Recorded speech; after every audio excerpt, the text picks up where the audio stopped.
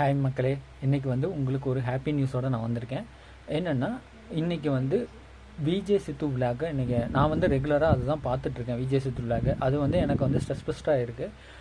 இன்றைக்கி விஜய் சித்து விளாக் பார்த்தேன். அதில் என்ன ஹாப்பி நியூஸாக இருக்குன்னா, இவர் வந்து இன்றைக்கி வந்து ஹைதராபாத்தில் ராமோஜி ஃபிலிமுக்கு போயிருக்காரு. அங்கே ஹைதராபாத்தில் அந்த பாகுபலி எடுத்த செட்டப்ஸ்லாம் அங்கேருந்து பார்த்துட்டு அந்த ஃபோட்டோவெல்லாம் எடுத்து இதெல்லாம் பண்ணிகிட்ருக்காரு.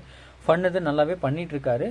எனக்கு என்ன அவரோட விளாக்ல ஒன்று கிடச்சிருக்கு. விஜய் சித்து விளாக்ல அவங்க கேங்காக சேர்ந்து என்ன பண்ணியிருக்காங்கன்னா, கோயம்புத்தூர் மக்களேன்னு சொல்லி கிராமிய விருந்து ஒன்று வந்து இது பண்ணியிருக்காங்க. போஸ்ட் ஒன்று போட்டிருக்காரு.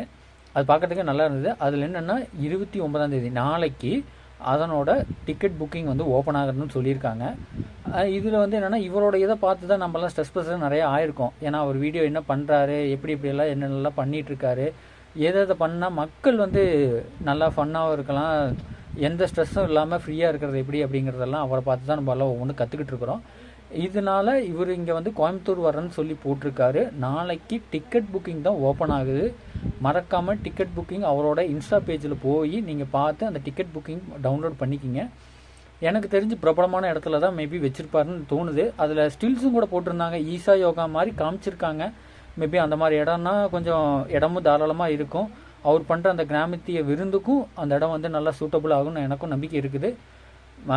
நீங்களும் மறக்காமல் அந்த டிக்கெட் புக்கிங் பார்த்து அவரோட இன்ஸ்டா பேஜில் போய் ஓப்பன் பண்ணி டிக்கெட் புக்கிங் பண்ணிக்கிங்க. மிஸ் பண்ணிடாதீங்க. அப்புறம் நீங்கள் தான் வருத்தப்படுவீங்க அவர் பார்க்கலேன்னு.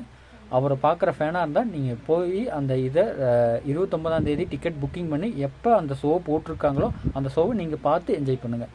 தேங்க்யூ, பாய்.